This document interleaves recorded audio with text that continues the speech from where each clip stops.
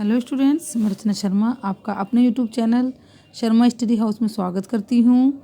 बच्चों, आज हम आपकी 8th क्लास की इंग्लिश की वर्कशीट नंबर 24 सॉल्व करने वाले हैं, जो कि आपकी 21 दिसंबर की वर्कशीट है। और आज की आपकी वर्कशीट लास्ट वर्कशीट की कंटिन्यूशन में है। आपके चैप्टर जो this is a Jody's phone, उसी को कंटिन्यू करते हुए आज की वर्कशीट को सॉल्व करेंगे। तो सबसे पहले क्वेश्चन आंसर दिए गए हैं आपके लिए, यहाँ पर आपको उनको आंसर बताना है। आफ्टर दैट पैसेज पढ़ के बाकी क्वेश्चन के आंसर करने हैं आपको। देखिए, क्वेश्चन नंबर 1 है, wild animal live in village और आर होम। जो वाइल्ड एनिमल हैं वो कहाँ रहते हैं? आपको पता है वाइल्ड एनिमल तो जंगल्स में रहते हैं, हमारे घर में तो रहते नहीं हैं। तो गाँव और तो ये फॉल्स हो गया। आगे है, right the name of some animals you afraid of. जिन जिन एनिमल से आप डरते हो उनके नाम लिखने हैं आपको, जैसे टाइगर, लॉयन और बियर। जिन जिन एनिमल से डरते हैं आप उनके नाम लिख देंगे। तो इस तरह से आपके 2 क्वेश्चन के आंसर हो गए। थर्ड है, right 2 qualities of your favourite animal. सब आपको जो भी एनिमल पसंद है उसकी 2 क्वालिटी लिखेंगे। जैसे मुझे डॉग पसंद है तो मैंने उसकी क्वालिटी लिखी है। देखिए यहाँ पर आंसर में क्वेश्चन नंबर 3 के, it is loyal and love me. ये लोयल है और मुझे लोयल मतलब जिसका मैं भरोसा कर सकूं। यानी कि ऐसा नहीं है, कुत्ते आपको पता है भरोसेमंद होते हैं कुत्ते। दूसरी क्वालिटी क्या है, it keep security of my home. और ये मेरे घर की सुरक्षा करता है। 2 क्वालिटी हमने लिख दी डॉग की। आपका कोई अगर और फेवरेट एनिमल है तो आप उसकी क्वालिटी लिख सकते हैं इसमें। अब क्वेश्चन पार्ट बी में देखिए, read the following passage from the lesson. आपको लेसन से पैसेज पढ़ना है और आंसर देने हैं क्वेश्चंस के। Baxter asked unexpectedly, you will not be gone loan.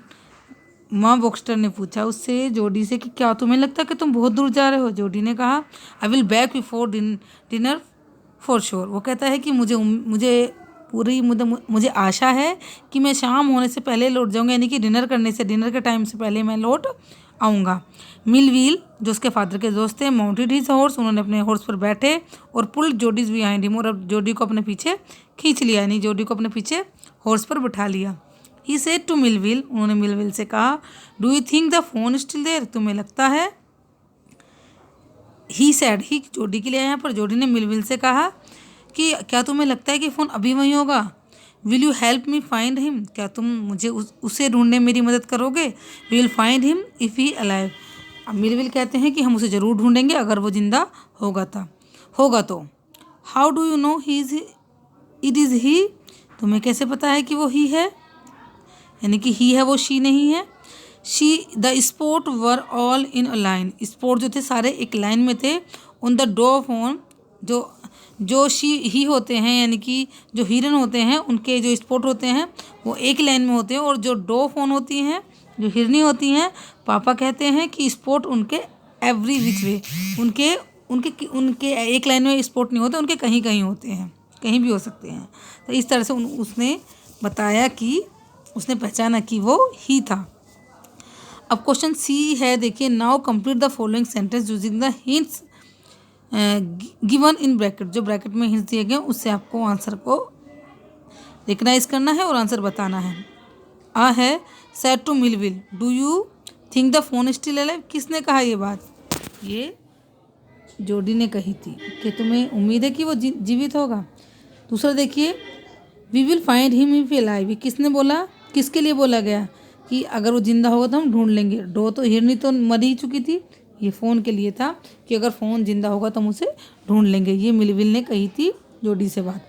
Answer the following question. माँ बॉक्स्टर आज अनएक्सपेक्टेडली, माँ बॉक्स्टर ने उत्सुकता से पूछा, you will not be go long, who is you? जोडी या मिलविल? तुम्हें लगता है तुम बहुत दूर जा रहे हो?